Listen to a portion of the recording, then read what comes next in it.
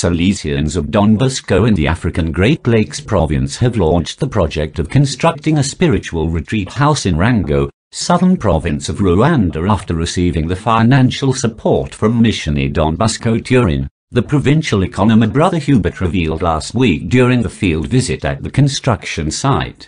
Brother Hubert explained that the project was developed by the provincial council. We have a plan of constructing a spiritual center here in Rango, which will help many Salesians to find the place for retreat and spiritual formation, and not only for Salesians, but also for young people from different schools in case there is a formation planned for them. The provincial economer added that even other people from outside with the same line of spiritual formation will be allowed to conduct their sessions in this spiritual center after assessing the purpose of their formation or training. This project, which was financed by Missioni Don Bosco Turin, would have started earlier, but due to COVID-19 the construction delayed and resumed after the government of Rwanda announced the partial removal of lockdown measures.